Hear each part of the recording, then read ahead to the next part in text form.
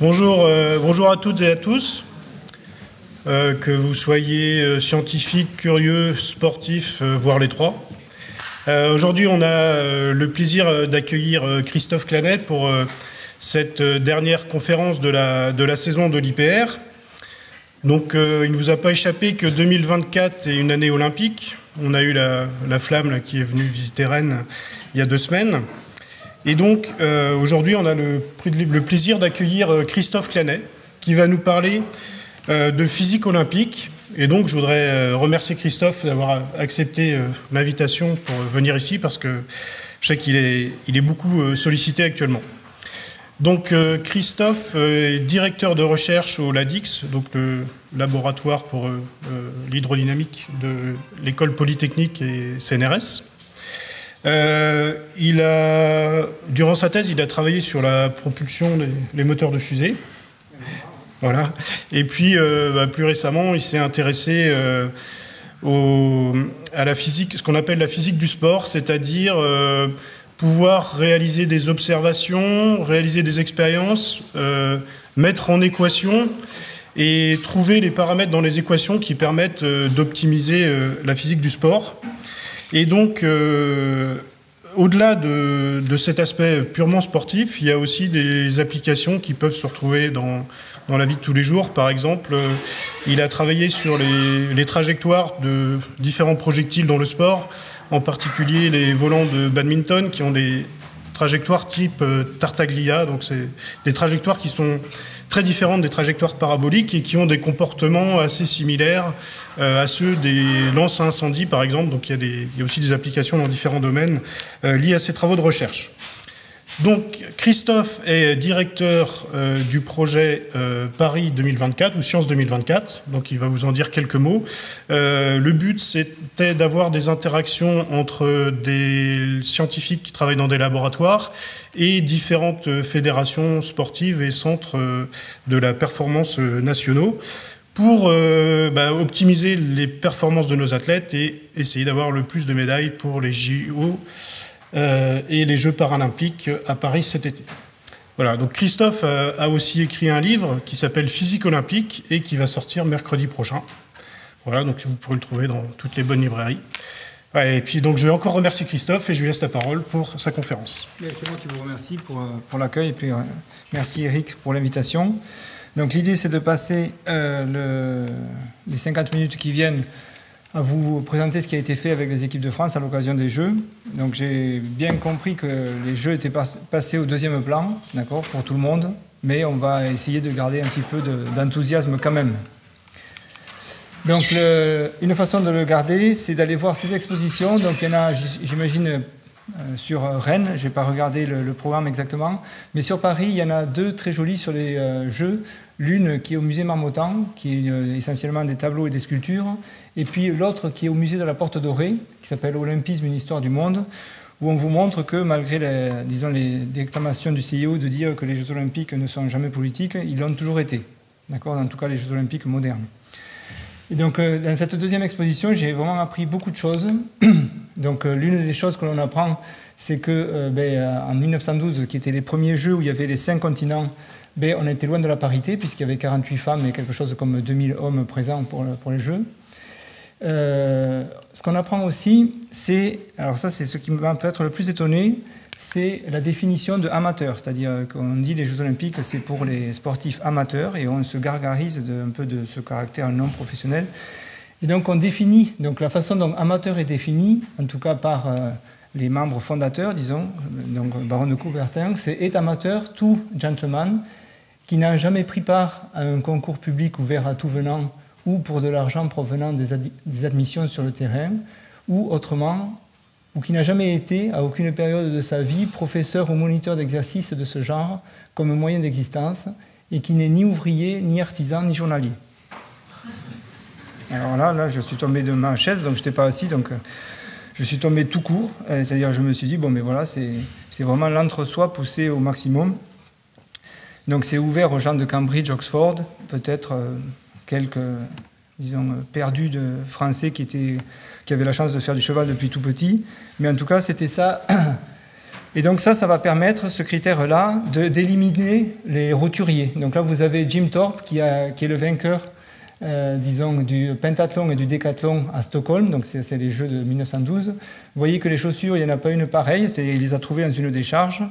Et comme il remporte la médaille d'or, on va gratter dans tout ce qu'il a pu faire de mal, y compris participer à un match de baseball et recevoir, disons, des sous pour avoir participé à ce match de baseball. Donc on va lui retirer ses médailles. D'accord ? Ces 2 médailles d'or vont lui être retirées. Elles lui seront rendues, plus exactement à ses fils, 90 ans après. D'accord ? Donc ça, c'est pour vous montrer que même côté olympisme, tout n'est pas rose. Donc, il y a de la joie. La parité homme-femme, elle va être pour la première fois satisfaite à Paris, avec 52-50, c'est-à-dire c'est pas du 50-50, c'est 52-50, 5250 athlètes hommes, 5250 athlètes femmes, donc 10 500 athlètes au total, et une parité aussi sur les épreuves, avec très peu d'épreuves mixtes, mais disons un nombre équivalent de médailles pour les femmes et pour les hommes.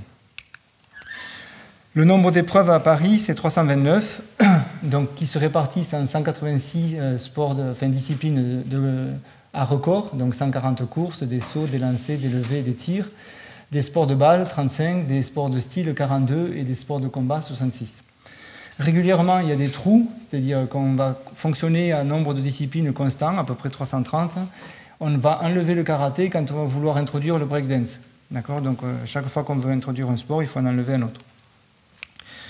Si jamais on compare aux Jeux Olympiques anciens, donc les Jeux Olympiques anciens, ils commencent en moins 776, donc et puis ils terminent en 393, donc il va y avoir 292 éditions. Une Olympiade, ce sera chaque fois 4 ans. 4 ans, c'est un rythme électoral en Grèce antique, et donc on se cale sur un rythme électoral, ce qui est presque le cas chez nous aussi.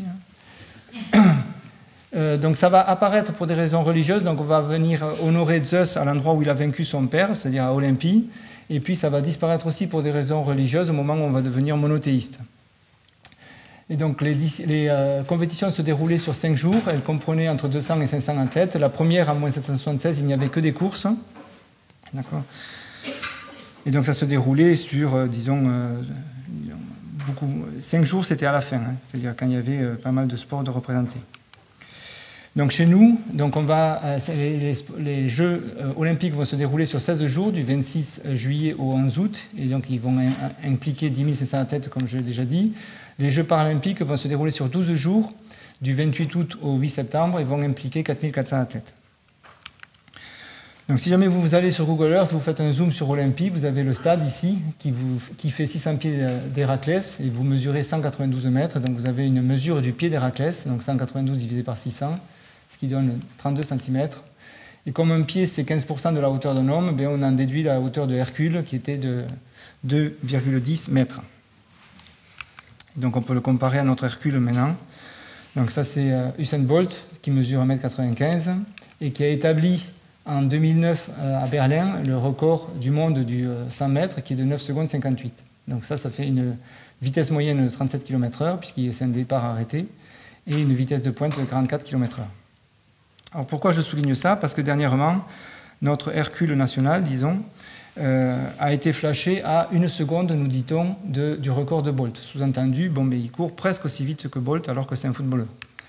Et donc on peut partir de cette observation, donc 9,58 du record de Bolt, plus 1 seconde, ça fait 10,58, on en est à peu près sûr. Et on se pose la question, quand est-ce que le record du 100 mètres était de 10,58 ? Pour savoir quand est-ce que, disons, Kylian Mbappé aurait pu gagner. Et donc là, vous avez l'évolution du record du 100 mètres en fonction des années. Et donc ce que vous voyez, c'est que 10,58, ça correspond à 1925. Donc en fait, il aurait pu gagner en 1925. Donc il a fallu 100 ans pour améliorer le record de 1 seconde. D'accord ? Donc 10% d'évolution sur le sport élite, sur les records du monde, c'est 1 siècle. Ça, c'est l'ordre de grandeur. Ce qui va vouloir dire qu'à un instant donné, si jamais vous voulez améliorer des choses, vous allez améliorer des pouillèmes. D'accord ? Et donc le but aujourd'hui, c'est de vous montrer les pouillèmes sur lesquels on a travaillé, en espérant qu'ils fassent la différence. D'accord ? Donc on a travaillé depuis 6 ans sur des pouillèmes.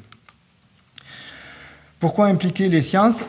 Donc ici, c'est-à-dire pourquoi les sciences auraient quelque chose à dire pour la traque de ces pouillèmes.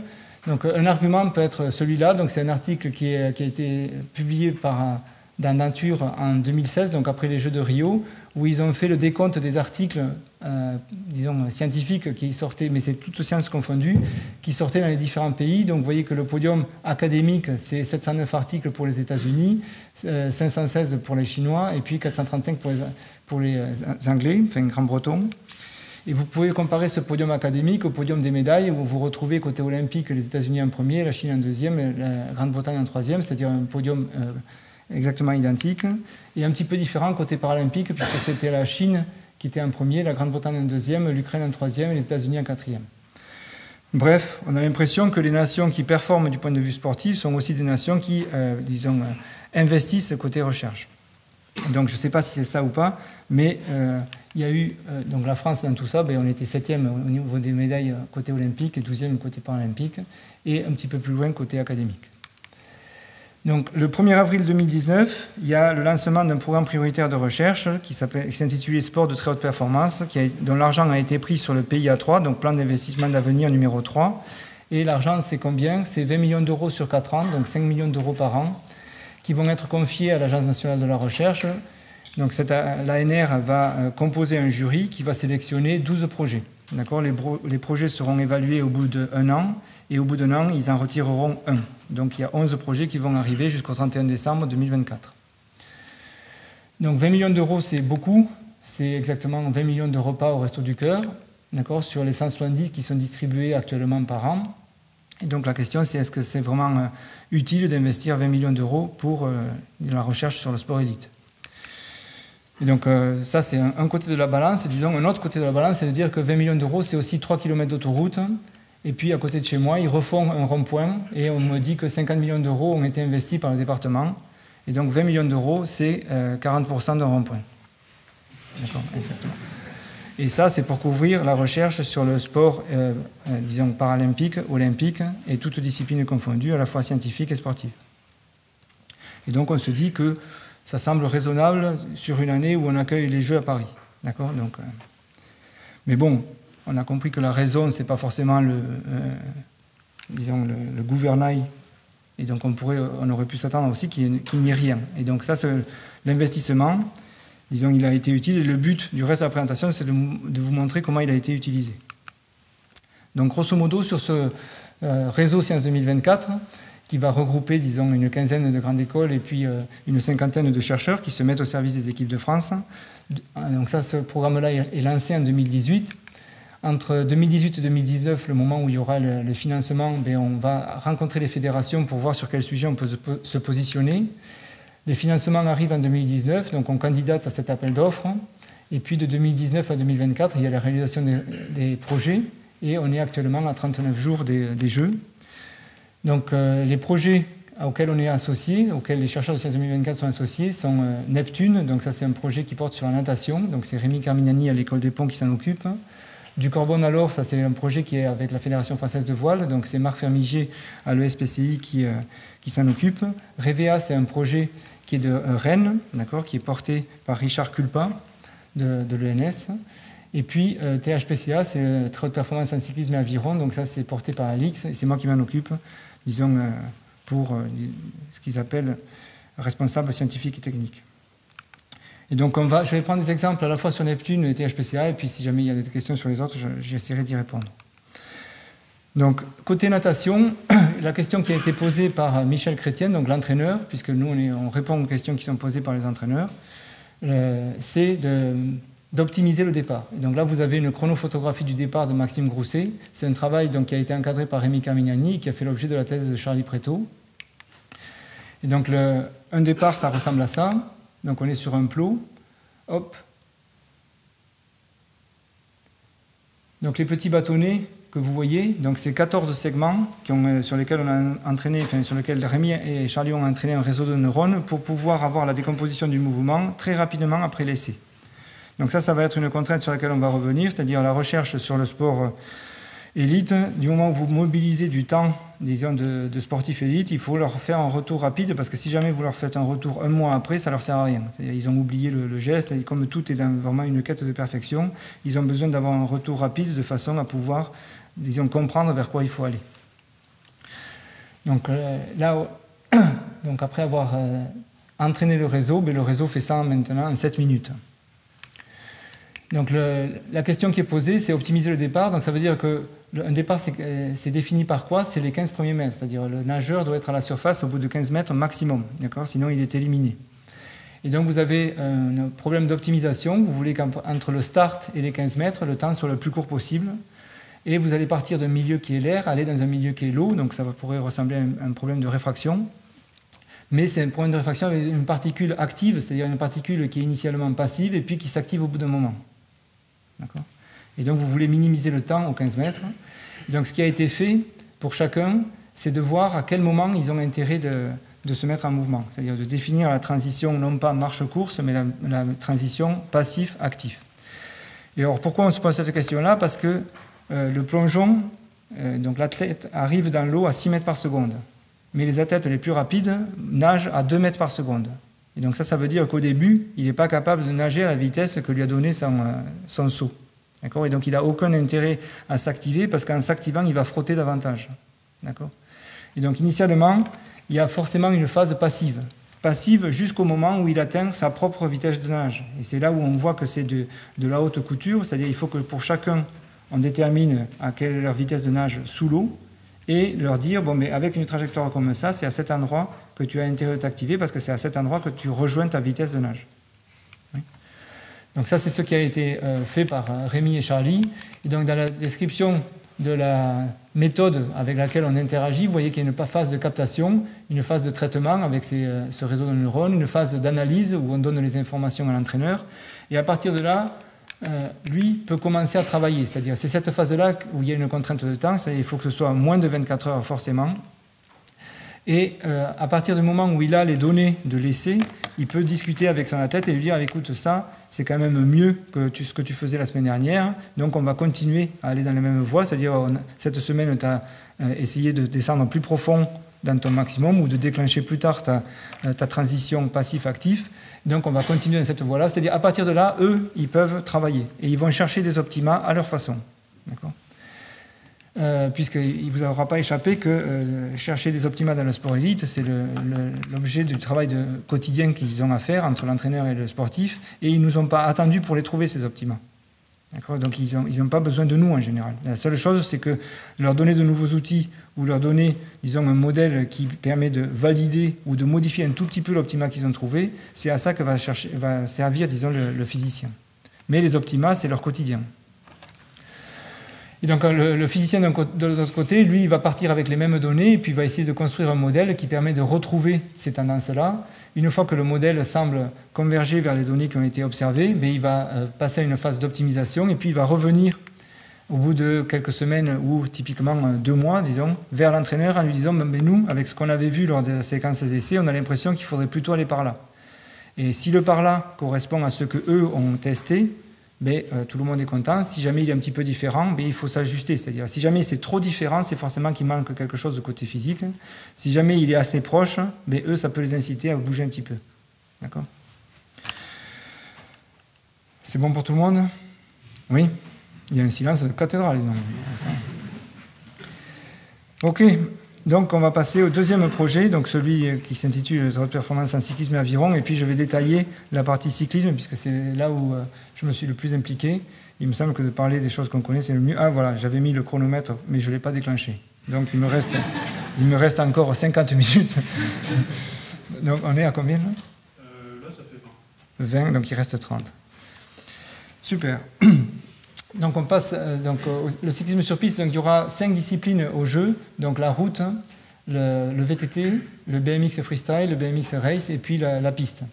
Donc la route, c'est 2 épreuves, donc le contre-la-montre et la course, et donc ça fait 2 médailles, et ces 2 médailles qui sont doublées hommes-femmes, donc ça fait 4 ici. Ça c'est une épreuve, doublée homme-femme, ça fait 2, une épreuve doublée homme-femme, ça fait 2, une épreuve doublée homme-femme, ça fait 2. Donc 4 et 2, 6 et 2, 8 et 2, 10. Et il va y avoir 6 épreuves là, donc 12 médailles au total, et ce qui fait 22 médailles en tout pour le cyclisme. Donc je vais détailler. Donc évidemment, il faut mettre le logo de l'ANR, ce qui me semble normal, sauf que le logo change très régulièrement, de façon à approvisionner les agences de logos, d'accord, je pense que c'est 100 000 € l'ordre de grandeur du logo, donc il faut bien que tout le monde vive, quoi, non ? Le vélodrome, donc... Pardon? Est-ce qu'ils mettent des logos sur les groupes? Oui, non, la région peut-être change de logo régulièrement. Le vélodrome, donc le vélodrome national où se dérouleront les Jeux, c'est à Saint-Quentin en Yvelines. Donc de l'extérieur, ça ressemble à ça, et de l'intérieur, c'est ça. Donc c'est une cathédrale, c'est-à-dire c'est très beau. Donc ça fait une centaine de mètres de long, 60 mètres de large, 30 mètres de haut peut-être. Et vous avez la piste, évidemment, qui est la partie en couleur bois. À l'intérieur, vous avez le paddock, donc c'est là où sont préparés les vélos, où les athlètes s'échauffent avant de rentrer sur la piste. Il y a une porte là. La partie émeraude, c'est la zone de sécurité, donc ils n'ont pas le droit d'y séjourner, sauf quand ils sont tombés pour leur propre sécurité, disons. Donc la piste, je vous l'ai dit, c'est la partie en bois ici, et entre la partie émeraude et la piste, il y a la Côte d'Azur, qui est la partie bleue. Donc là, ils peuvent y rouler, mais ils ne peuvent pas y séjourner à long terme, mais ils peuvent y passer. D'accord ? Sur la piste, vous avez des lignes. Celle qui est la plus proche de la Côte d'Azur, c'est la ligne noire qui marque la longueur du vélodrome. Donc pour un vélodrome olympique, c'est 250 mètres. La rouge qui est à 60 cm de la noire.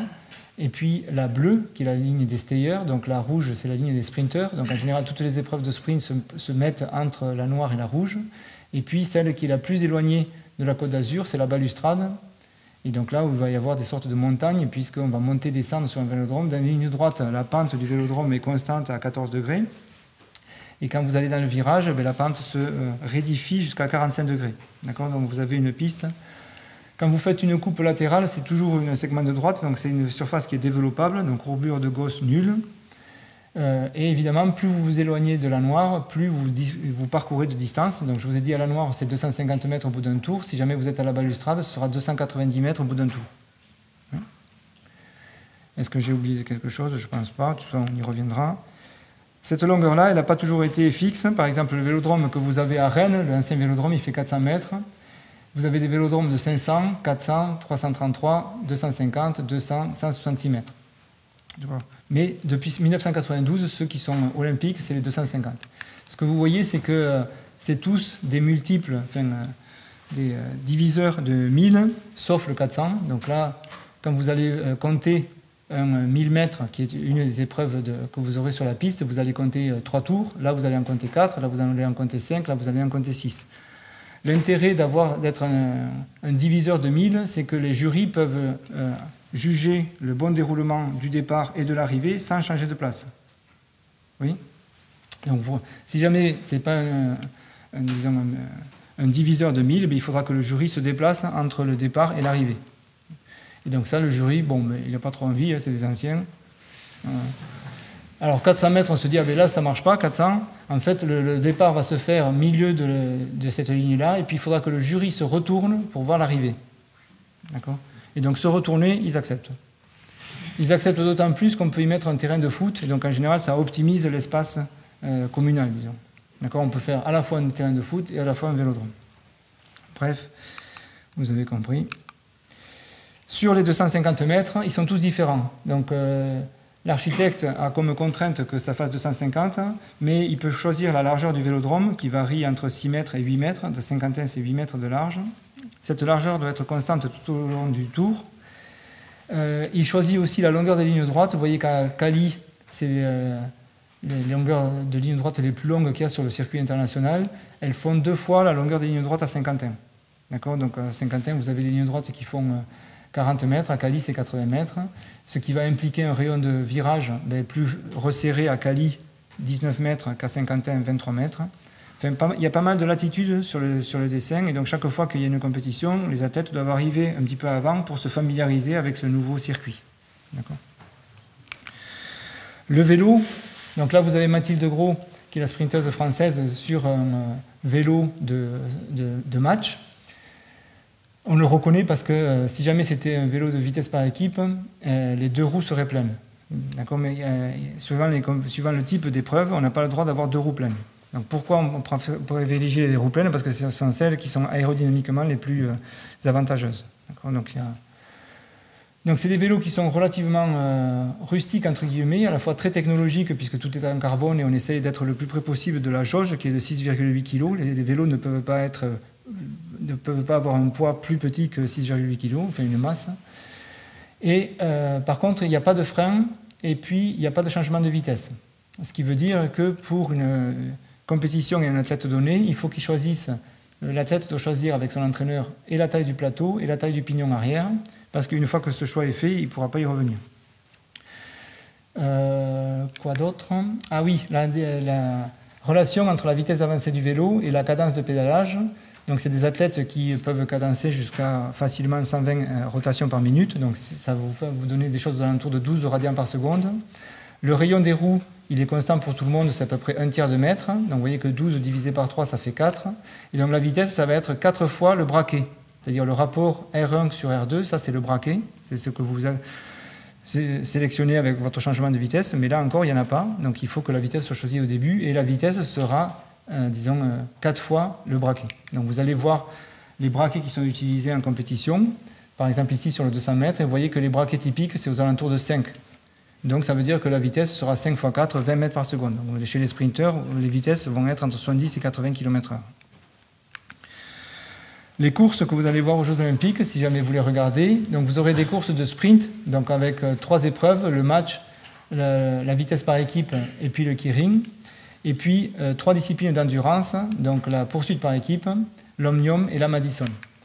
Donc pour les épreuves de sprint, donc ça c'est des coureurs que vous ne verrez jamais sur le Tour de France, c'est des coureurs qui ont des efforts maximum de l'ordre de la minute. Donc les distances maximales c'est le kilomètre et les vitesses au sprint c'est entre 65 et 80 km/h. Pour les endurants, donc ça c'est le même type d'athlète que ce que vous voyez sur le Tour de France. Benjamin Thomas est un coureur de chez Cofidis et c'est un membre de l'équipe de France d'endurance. Et donc eux, ils ont des épreuves qui commencent à 4 km pour la poursuite par équipe et puis qui vont jusqu'à 50 km pour la Madison.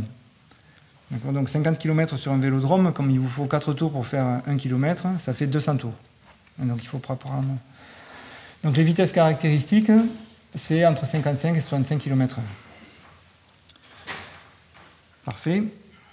Et donc je vous dis, on répond aux questions qui sont posées par le terrain. Donc une question posée par Florent Rousseau, qui est en charge de la performance olympique pour le cyclisme, c'est-à-dire toutes disciplines confondues, c'était: pouvez-vous caractériser la concurrence?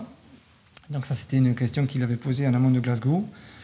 Et donc on a repris les données qui avaient été obtenues en 2022 lors des championnats du monde pour caractériser la puissance du sprinter qui rafle tout un petit peu en ce moment, qui s'appelle Harry Lavrezen, qui est un Hollandais.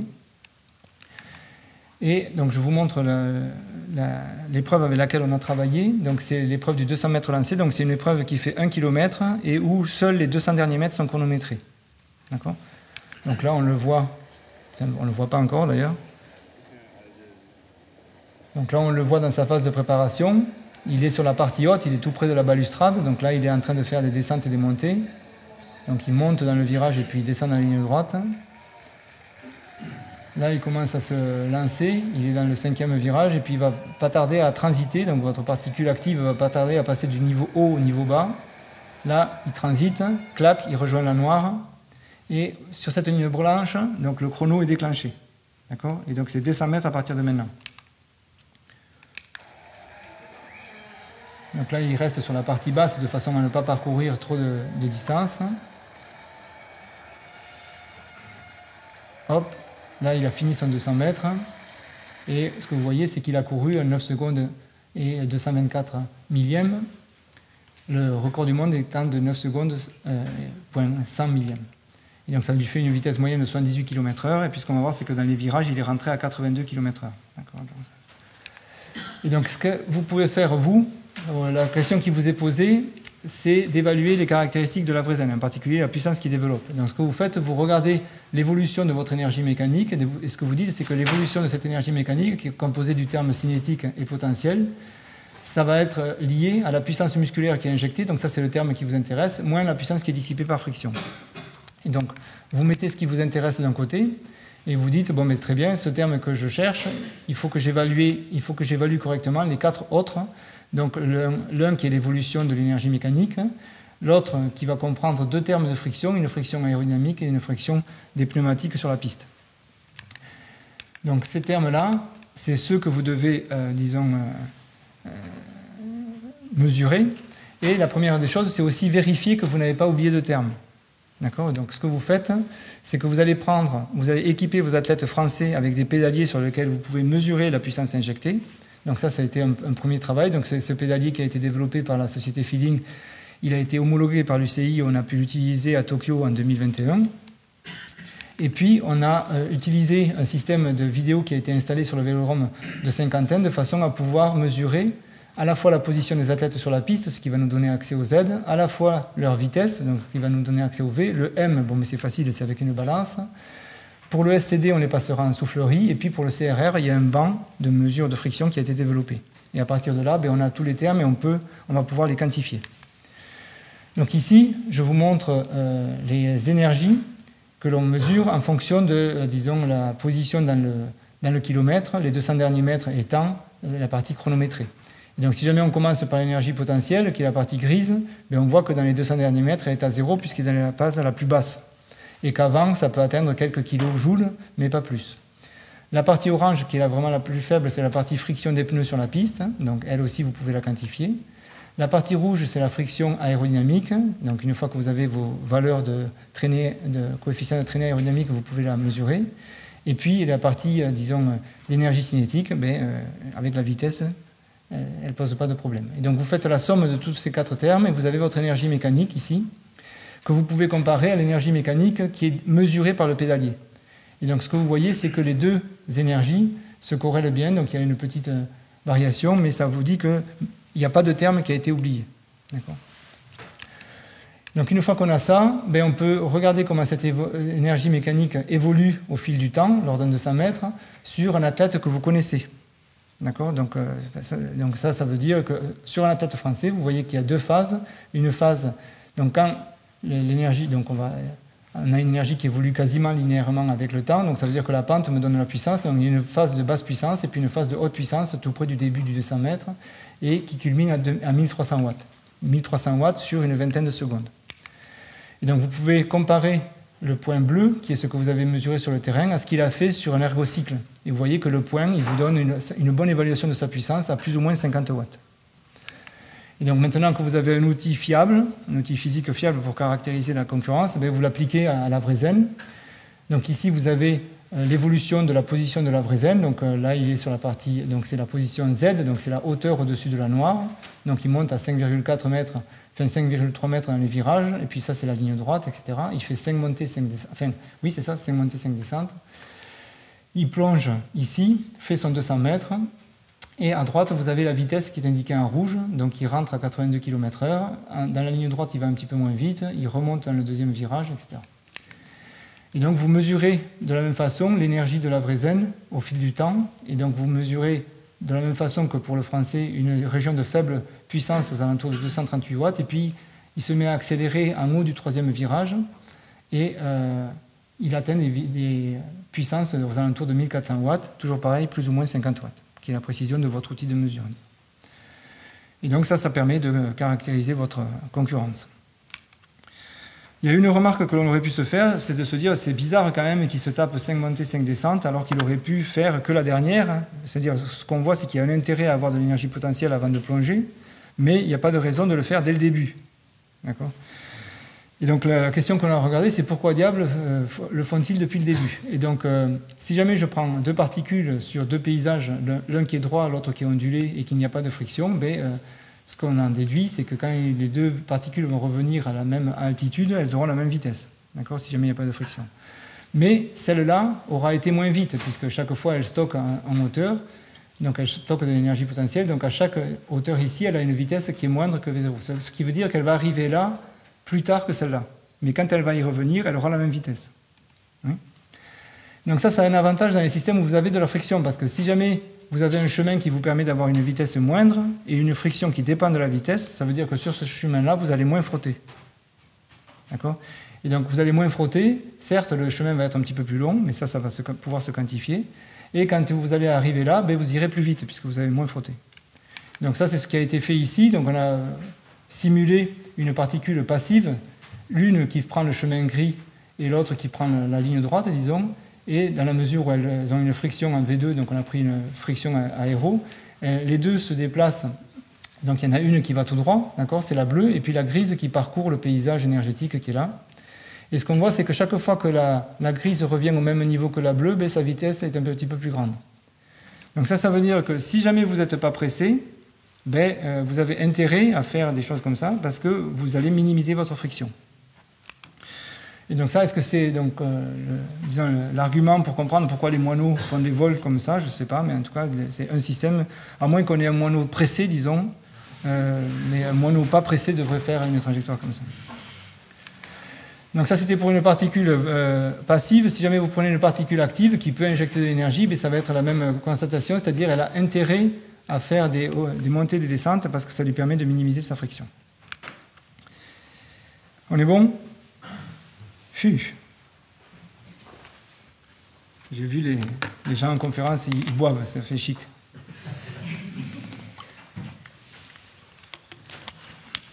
Donc là, vous avez Grégory Boger, qui est l'entraîneur du sprint, et qui vous dit, bon, mais très bien, mais quel braquet pour le kilo? Donc le braquet, vous avez compris ce que c'est. Le kilo, c'est le kilomètre. Donc je vais vous montrer le kilomètre. Avant ça, je vous présente l'équipe de France de sprint. Donc il y a Timmy Gillion, Ryan Elal, Mathilde Gros, Sébastien Vigier, Melvin Landerneau, Julie Michaud. Là, vous avez Marie Divine Kwame. Et là, vous avez Tom Derache. Et il manque Florian Gringbeau qui n'était pas là ce jour-là. Donc la physique du kilomètre. Donc c'est une course... comme le nom l'indique, qui va durer 4 tours, d'accord, 4 fois 250 mètres. Et lors des championnats du monde de 2022, Melvin, qui a fini deuxième de la compétition derrière Hoogland, le Hollandais, avait un 62-13, c'est-à-dire 62 dents sur le plateau avant, 13 dents sur le pignon arrière. Et donc ça vous fait, à chaque tour de pédale, il parcourt 10 mètres. D'accord, donc pour un kilomètre, il va faire 100 tours de pédale. Donc je vous montre le début. Donc c'est une course départ-arrêté. Vous voyez qu'au début, il est sur la Côte d'Azur. Et puis, dès que sa vitesse va dépasser les 30 km/h, il va se mettre sur la piste. Vous voyez que tout le monde lui crie dessus. Enfin, l'encourage, disons. Et ça, c'est très important. C'est très important parce que ses performances vont augmenter. C'est chaque fois que vous voulez que votre athlète surperforme, soit vous lui mettez de la musique, soit vous l'encouragez très fort. Ça doit activer des zones cérébrales, disons, particulières qui n'arrivent pas à activer sans ça. Mais ce qu'on observe, c'est que les performances en compétition sont souvent meilleures qu'à l'entraînement. Voilà, et donc là, il rentre dans son dernier tour, enfin bref, vous avez compris. Et il finit en moins de la minute, c'est-à-dire qu'il a une vitesse moyenne plus grande que 60 km/h sur ce kilomètre-là. Donc, qu'est-ce que vous mesurez? Vous pouvez récupérer, disons, avec le pédalier feeling, 200 points par seconde, c'est-à-dire ça vous fait une bonne description du tour de pédale. Vous moyennez vos valeurs par tour de pédale, et donc vous avez ces points noirs. Donc, chaque point, c'est une moyenne sur un tour de pédale. Vous lisez la vitesse sur l'échelle à gauche. Donc, vous voyez qu'il monte à 72 km/h. Et puis ensuite, sa vitesse diminue lentement. Pour la puissance, ce qu'on voit, c'est qu'elle atteint 1700 watts au bout de 13 secondes et puis elle chute brutalement. Donc ça, c'est le moment où il passe de la position danseuse à la position assis. Et ensuite, la puissance diminue régulièrement jusqu'à atteindre 450 watts à la fin de son kilomètre. Ce que vous voyez aussi, c'est qu'au moment de la transition, il n'y a pas d'impact. On voit un choc sur la puissance, on ne voit pas de choc sur la vitesse. Oui. Donc en fait, ça veut dire qu'il s'assoit au moment où cette perte de puissance mécanique est compensée par le gain de puissance aérodynamique, puisque la position assise est avantageuse du point de vue de l'aéro. Donc le point, c'est d'essayer de voir comment on peut décrire ça physiquement de façon à répondre à la question qui est l'optimisation du braquet. Donc on repart de notre même équation. Ici, vous avez vu, c'est une course qui se fait au niveau de la noire, donc il ne va pas explorer toute la piste, donc il n'y a pas de terme potentiel. Et donc on en est réduit à ça, mais on a deux termes à quantifier, donc les frictions, on en a déjà parlé, mais maintenant ce qu'il faut, c'est qu'on ait une bonne description de sa puissance mécanique, d'accord, puisqu'on ne peut pas la mesurer pour tous les braquets, donc il faut qu'on arrive à la décrire théoriquement si jamais on veut aller vers une optimisation du braquet. Donc la puissance musculaire injectée, c'est le couple qu'on injecte au niveau des pédales fois la cadence de pédalage. Ce que nous disent les physiologistes depuis plus d'un siècle maintenant, c'est que le couple musculaire évolue linéairement avec la cadence, et plus le mouvement est rapide, plus le couple est faible, et il y a toujours une relation linéaire entre les deux. Donc si jamais, si jamais le couple diminue linéairement avec la cadence et que vous multipliez par la cadence, ça veut dire que la puissance va avoir un comportement parabolique, et cette existence d'un optimum de puissance, c'est ça qui est à l'origine des changements de vitesse sur le vélo du Quidam. Donc pourquoi on a un changement de vitesse? C'est pour rester à cadence constante. Chaque humain a une cadence qui dépend de sa structure musculaire.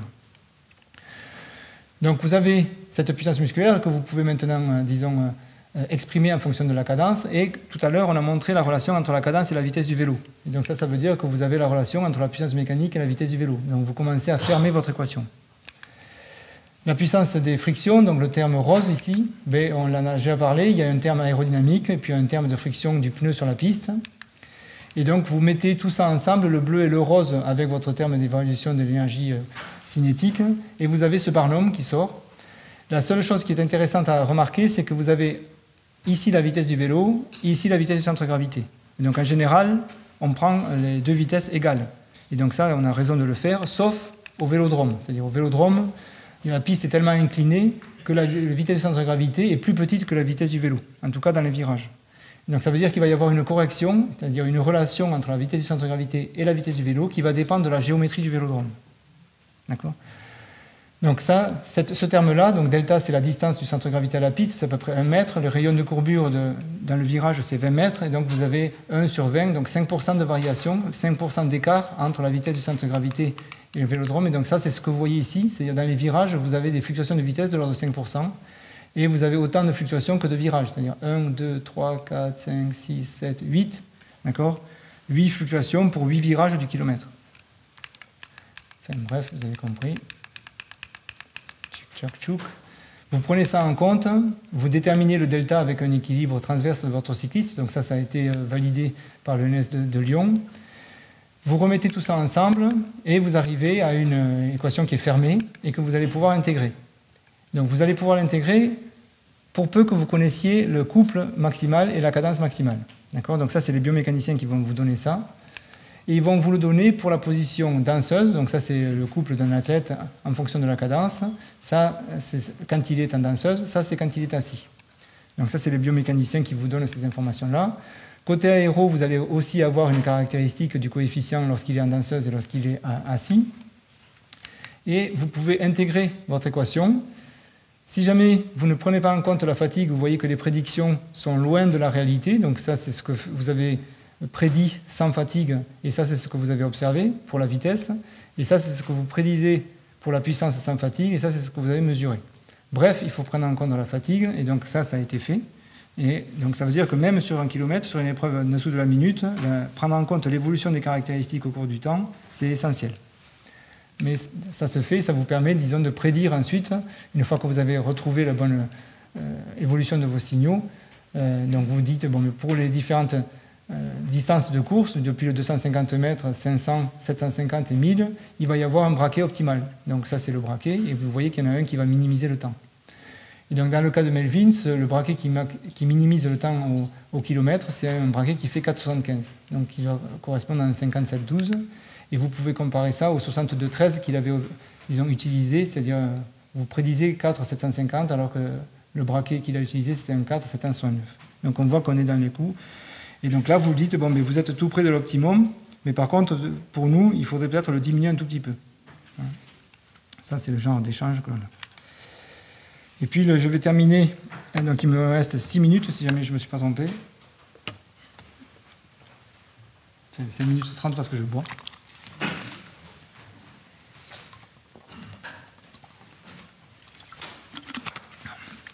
Avec une épreuve qui est une de celles qui m'a le plus surpris, c'est la vitesse par équipe. Donc vous avez 3 athlètes qui forment l'équipe. Donc vous avez un démarreur, un relayeur, un finisseur. Et je vous montre à quoi ça ressemble. Donc là vous avez la finale des Jeux à Tokyo. Donc vous avez les Hollandais qui, je vous l'ai dit, raflent presque tout. Ils sont, disons, leurs adversaires les plus sérieux actuellement, ce sont les Australiens. Là vous avez le décompte, donc ils vont partir au 0. Le démarreur c'est Roy Vandenberg, le relayeur c'est Harry Lavrezen et le finisseur c'est Jeffrey Hoogland. Donc à 0, paf, c'est parti. Et donc là, au début, tout va bien. Et puis là, vous voyez qu'il y a quelque chose qui est très surprenant, c'est que le démarreur part comme un dératé, il lâche complètement ses coéquipiers qui, eux, restent ensemble. Donc 2 et 3 restent ensemble. Au bout d'un tour, ils s'écartent. D'accord, c'est la règle du jeu. Donc chacun doit faire un tour en tête et s'écarter. Donc là, le relayeur va faire le deuxième tour en tête et puis s'écarter. Vous voyez que les deux sont toujours ensemble. Donc Harry Lapresen a fini, Jeffrey Howland a été mis sur orbite. Et c'est le temps du finisseur qui compte. Les temps des 2 premiers ne comptent pas pour la performance. Donc ce qu'on va mesurer, c'est combien de temps ils ont mis pour faire les 750 mètres, c'est-à-dire les 3 tours de la course. Et donc vous voyez que là, ils ont fait 65 km/h de moyenne. Donc on voit que par rapport à Melvin qui faisait 60 km/h de moyenne tout seul, bon, il y a eu un gain à courir par équipe. Ça, c'est pas une surprise. La surprise, c'est d'avoir vu ce détachement entre le démarreur et le relayeur finisseur. D'accord ? Parce que si jamais je vous avais posé la question, peut-être qu'une des réponses qui serait sortie, ce serait que les 3 auraient intérêt à rester ensemble, comme on peut le voir quand il y a une échappée au Tour de France. D'accord ? C'est-à-dire que les 3 se protègent aérodynamiquement, mais ce n'est pas ça qui est fait. Donc ça peut être une erreur. Si c'est le cas, ça veut dire que tout le monde fait la même erreur actuellement, puisque là, vous avez les Hollandais. Donc ce qui est présenté ici, c'est la distance en noir entre le 1 et le 2, et en bleu, c'est entre le 2 et le 3. D'accord, donc 2 et 3 restent à un rayon de roue d'écart, alors que 1 et 2 se séparent au moins jusqu'à 3 mètres. 3 mètres, c'est 2 vélos. D'accord, un vélo devant, roue avant, arrière, roue arrière, c'est 1,70 m. Donc là, c'est quasiment 2 vélos. Les Australiens font à peu près la même chose. Les Français, presque pareil. Les Anglais, ils se distinguent évidemment. Donc eux, c'est plutôt 3 vélos. D'accord, puisqu'ils montent à 5 mètres d'écart. Mais ce qu'on voit, c'est que la technique du sprint décollé est utilisée par toutes les nations. Et ce qui nous fait dire que c'est un optimum, c'est que ça n'a pas toujours été le cas. C'est-à-dire quand on regarde le début de l'épreuve, c'est-à-dire en 2000 à Sydney, donc la France était en finale, donc ça c'est les Français, était en finale contre les Anglais, donc ça c'est les Anglais. Et ce qu'on voit, c'est que quelle que soit la nation, la stratégie qui est choisie, c'est de se suivre les uns les autres. D'accord ? Donc il n'y a pas eu de sprint décollé.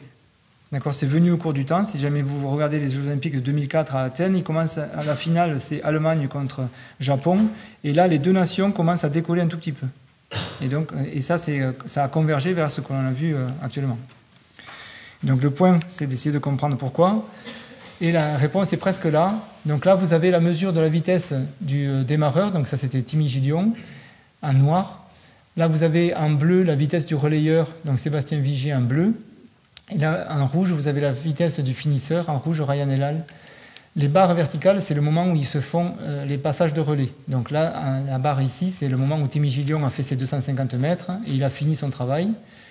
Là, c'est le moment où Sébastien Vigier a fini son travail, etc., etc. Et donc, ce que vous voyez, c'est qu'au moment du passage de relais, Timmy Gillion a une vitesse qui est 6 km/h plus faible que Sébastien Vigier.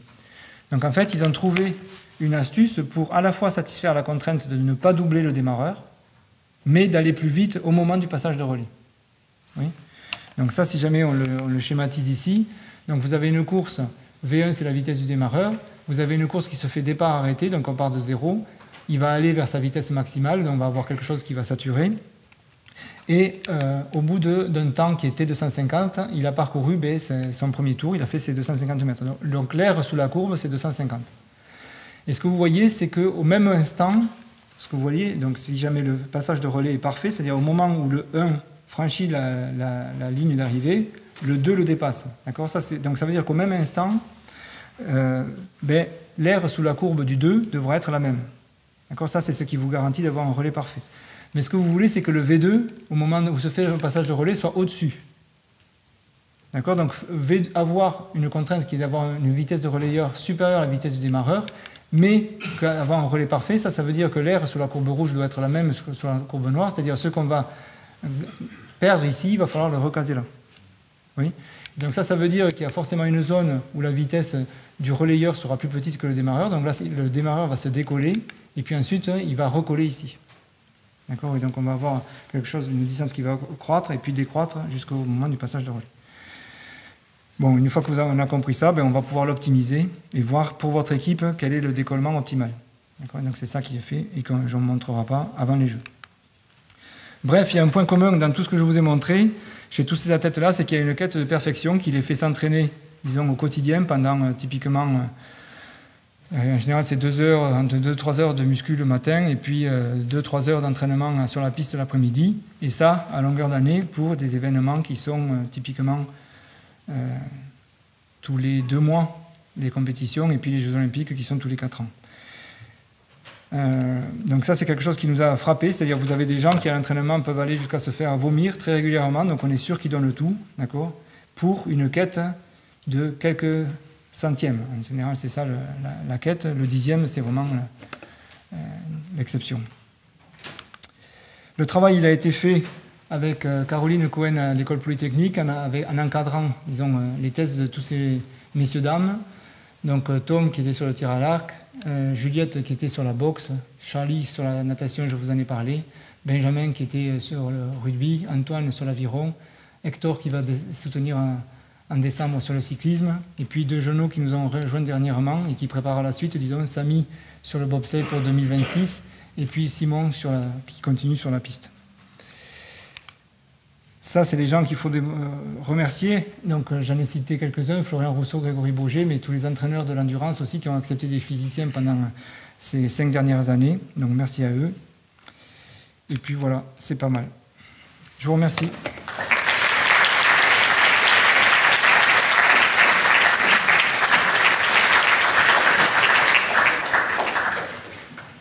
Merci Christophe. On a le temps pour quelques questions. Vous levez la main, vous activez votre micro. Vous commencez. Merci beaucoup, très intéressant. Moi je voulais savoir pourquoi est-ce que le numéro 2 ne prend pas d'avance sur le numéro 3, alors oui. si ça fonctionne si bien entre le 1 et le 2. Oui, ça c'est une question qui nous a chagriné un tout petit peu. On s'est dit, ah ça y est, on a trouvé l'équivalent du Fosbury, ce qui est fait entre les 2, il faut le faire entre les 2 et le 3. Mais eux ne font pas ça. Et ce que je vous ai dit, c'est que si vous ne trouvez pas la même chose qu'eux, c'est que c'est vous qui avez tort, souvent. C'est la règle. Et donc la règle est la suivante, c'est-à-dire ce que vous voulez pour votre... donc que ce soit pour le 200 mètres ou ici pour la vitesse par équipe, c'est que l'athlète rentre vite, mais qu'il ne perde pas trop de vitesse. D'accord ?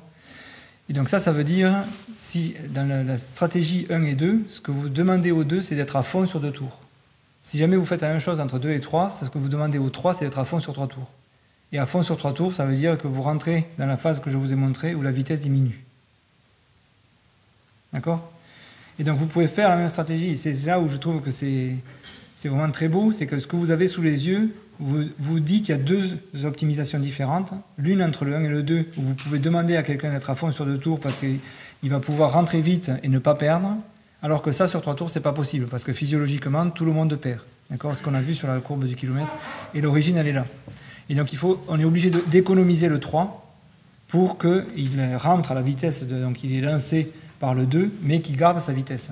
Ça, c'est mieux que de rentrer un tout petit peu plus vite, mais de perdre beaucoup après. Oui. Et c'est là où, enfin, franchement, cette optimisation, comment elle est faite sur le terrain ? Donc ils partent de chiffres. Avec le chiffre, ils identifient le champion. Donc ça, c'est pas compliqué puisque c'est celui qui est sur le podium, d'accord ? Et donc vous prenez les vidéos des gens qui sont sur le podium et vous dites, bon, mais qu'est-ce qu'on a fait de différent ? Et donc on va se copier, c'est-à-dire soit sur le matériel, soit sur la gestuelle, soit sur la stratégie. On va se copier et puis on va garder en mémoire ce qu'on a fait avant. Et copier, garder en mémoire, c'est très efficace pour converger vers un optimum. D'accord ? Ça, c'est très différent de la démarche qui est, disons, proposée par les physiciens, qui consiste à dire, bon, mais on part des mêmes chiffres, on va essayer de les connecter les uns aux autres, de trouver des lois, et ensuite d'optimiser ces lois, et de voir quel optimum on atteint. En fait, cette différence d'approche pour trouver des optimums, on la retrouve dans d'autres secteurs, je pense qu'elle est même générique. Par exemple, si jamais je prends 2 paysans qui veulent maximiser la production d'une parcelle, qu'est-ce qu'ils vont faire ? Ils vont copier ce que fait le voisin, et ils vont garder en mémoire ce que faisait leur père, leur grand-père, leur mère, leur grand-mère. C'est-à-dire qu'il y a une phase de copier, garder en mémoire. Et ensuite, vous avez le jeune ingénieur agronome qui arrive et qui dit, bon, mais dans cette terre-là, voilà le taux de potassium que je mesure, il y a tant de vers par mètre cube de terre, et donc sur ce sol-là, qui a telle composition géologique, avec telle, disons, pluviométrie, si jamais on est en Bretagne, il faut planter ça. Et le ça qu'il faut planter est le même que l'autre. C'est-à-dire, ce qu'on voit, c'est qu'il y a quand même 2 façons de trouver des optima. Et presque on pourrait se dire, mais du coup, pourquoi on s'embête à chercher des lois? Et je pense qu'on s'embête à chercher des lois parce que les lois, elles nous rassurent. C'est-à-dire, elles nous disent, si jamais il se passe ça, voilà vers quoi il faudrait aller. Il y a un côté rassurant dans le sens prédictif des lois que l'on cherche. Et donc, alors que l'autre méthode, disons, elle nous permet de naviguer dans un espace des phases qu'on ne connaît pas exactement, qui a l'air énorme, mais elle nous permet quand même de trouver des optimums de façon assez efficace. Mais elle ne rassure pas. C'est-à-dire, dès qu'il y a un changement, tout va être remis en cause, enfin, etc., etc. Une autre question? Merci.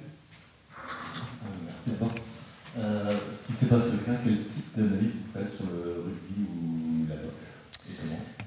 Alors, le rugby, ce qui a été fait, c'est un travail qui a été financé par le Racing 92. Quand je dis financé, je devrais peut-être détailler. C'est-à-dire le Racing 92 a regardé comment il pouvait être éligible au crédit d'impôt recherche, et de façon à ce qu'à la fin de la thèse, ça ne lui coûte pas d'argent. Mais par contre, ils ont investi du temps de leurs joueurs, c'est-à-dire qu'il y a eu un vrai investissement. Ils ont investi du temps de leur référent scientifique, qui est le médecin du Racing. Et donc, il y a eu un investissement. D'accord ? Et la question qui était posée, c'était de maximiser la poussée de la mêlée. Parce qu'il y avait une remarque qui nous avait été faite par le DTN de la Fédération de rugby, qui était que quand vous mettez un athlète qui pousse 100 kg avec un athlète qui pousse 100 kg, à la fin, vous n'avez pas 200 kg. Vous avez moins. Vous avez typiquement 160 kg. Et donc ça les préoccupait. Ils disaient, mais alors, est-ce qu'on pourrait optimiser cette poussée ? Et donc le travail de Benjamin, ça a été celui-là, c'est d'essayer de voir quelles étaient les pertes de transmission qui résultaient à la fois de la synchronisation des joueurs. Dans ce qu'on voit, par exemple, sur les premières lignes, c'est qu'ils passent beaucoup de temps à s'harnacher. D'accord ? Et non content qu'ils passent beaucoup de temps à s'harnacher, c'est-à-dire le talonneur va récupérer son pilier droit, en général en premier, et puis son pilier gauche en deuxième. Ils vont se jouer sur la tension des maillots, d'accord ? Et puis ils vont se coupler avec leur deuxième ligne derrière.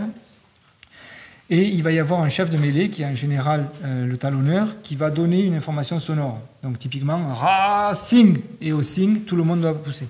Donc ça vous dit qu'il y a une dissipation dans ce milieu qui vient à la fois de la dissipation, disons, du couplage mécanique, mais aussi de la désynchronisation, c'est-à-dire le fait que tout le monde ne pousse pas exactement au même moment.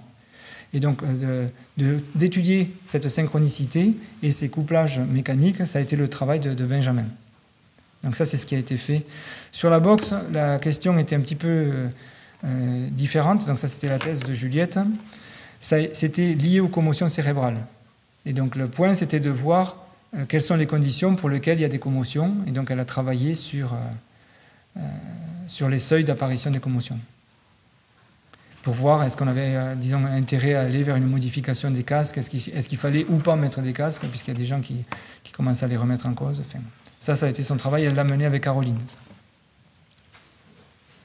Une autre question ?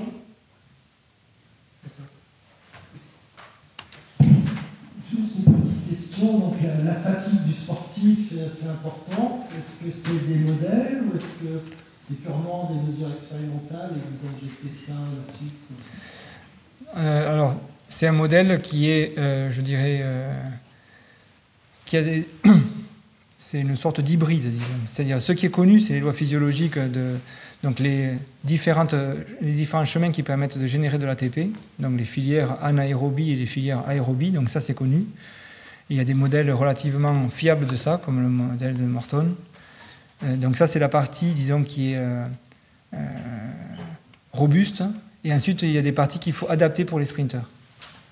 Et donc ça, je dirais, c'est plus heuristique. Et le modèle qui a été fait, qui est un modèle de temps effectif, puisque donc la question, si jamais on veut être sur le modèle de Morton, sur le modèle physiologique, il faut définir donc, la façon dont la puissance évolue au cours du temps. Et en général, ça c'est fait sur des exercices de 3 minutes qui s'appellent des all-out, où la contrainte qui est donnée aux athlètes, c'est d'être à fond du début à la fin. Sauf qu'avec cette question de braquet, en course, ils ne peuvent pas toujours être à fond. D'accord ? Ils ne peuvent pas toujours être à la puissance maximale. Et donc, il faut définir, il y a 2 temps. Il y a un temps effectif à puissance maximale, et puis le temps réel, qui est le temps qui est celui qui sera décompté pendant la course. Et donc, ça, c'est le travail qui a été fait et qui complète le modèle physiologique. Donc il fallait un petit peu plus de temps pour présenter ça, mais donc il y a une équation qui définit un temps effectif qui dépend de la puissance critique et de la puissance maximale de votre athlète et qui s'appuie à la fois sur les données physiologiques de Morton et sur ce que vous avez pu observer pour les sprinters. Les résultats que tu as montrés, là, au départ, tu parlais de l'importance de la forme du vélodrome. Oui. Est-ce qu'on sait déjà si, avec le vélodrome qu'il y aura à Paris, on est dans des conditions qui permettent de battre le record du monde ou si... Ah non, on n'est pas du tout, pour une raison très simple, c'est la densité. Donc, sur le sprint, donc sur le 200 mètres, le record de 9.1, il est établi par Nicolas Paul. Il est établi en Bolivie, à 2300 mètres d'altitude, avec une densité qui est plus petite que 1, je pense que c'est 0,94 kg par mètre cube. Bon, Saint-Quentin, on est à 1,14 quand tout va bien, et en général plutôt 1,18, 1,19. Et donc la densité fait qu'on ne battra pas le record du 200 mètres à Saint-Quentin, ça j'en suis presque sûr. Voilà. D'autres questions? Oui. J'ai pas de micro, mais je crois que tout le monde. Merci beaucoup pour la conférence. Moi, je me posais la question par rapport au projet avec la FLP sur le carbone. Et je voulais savoir sur quel type de bateau et c'était quoi exactement les stratégies auxquelles il fallait répondre. Oui, alors, donc là, il y a 2 nouvelles disciplines à foil qui sont à Paris 2024, plus exactement qui seront à Marseille 2024, puisque le plan d'eau, c'est le plan d'eau marseillais. C'est le kite à foil et la planche à foil qui s'appelle l'AEQ. Et donc dans ces 2 disciplines à foil, ce qu'ils voient, donc vous voyez, vous avez votre planche, vous avez l'avion, et puis vous avez un mât qui connecte l'avion qui est sous l'eau à la planche qui est hors de l'eau. Donc ça c'est l'avion, c'est ce qu'on appelle le mât plus avion, c'est le foil. Oui, c'est lui qui vous permet de sortir de l'eau. Et la partie qui est délicate, c'est le mât qui lui traverse l'interface. Et ils vont à des vitesses, disons, au-delà de 50 km/h pour les kites à foil, qui fait qu'il y a de la ventilation, c'est-à-dire le mât entraîne de l'air sous l'eau. Quand ça se produit, on perd de la portance, donc l'ensemble kite plus coureur plus pilote perd sa stabilité et ça peut induire des chutes. Et donc la demande qui avait été faite, en tout cas le sujet sur lequel le Carbonalor a travaillé, c'est de déterminer les conditions de ventilation. Enfin, ils ont fait beaucoup plus de choses que ça, mais une des questions sur lesquelles ils ont travaillé, c'est les conditions de ventilation et de voir quelle pouvait être la différence entre les 2 mâts auxquels ils ont droit, c'est-à-dire les disciplines de voile. Une façon de veiller à l'équité, c'est d'avoir des sports le matériel est imposé, donc ils appellent du monotypage, donc ils sont censés avoir tous le même matériel. À quelques exceptions près, donc par exemple sur le kite, ils ont le droit de choisir entre 2 mâts différents, donc soit le Levitas, soit le Shubanga. Et le point, c'est qu'il y a une partie de l'équipe de France qui utilise l'un et l'autre l'autre. Et donc la question, c'est est-ce que les 2 sont vraiment équivalents ou pas? Et donc la caractérisation du matériel, ça a été un gros effort du projet du Carbonalor. Ça a été fait en collaboration avec le référent de la fédération qui s'appelle Polyashkin. Donc caractériser le matériel, et puis essayer de travailler sur les seuils de ventilation. Donc ça a été le travail qui a été fait. Et donc il y a des règles qui leur ont été données, avec lesquelles ils ont discuté, enfin avec lesquelles l'entraîneur a discuté avec ses athlètes pour voir vers quoi ils avaient intérêt à aller. Merci. D'autres questions? On va s'arrêter là, puis on va remercier Christophe encore une fois.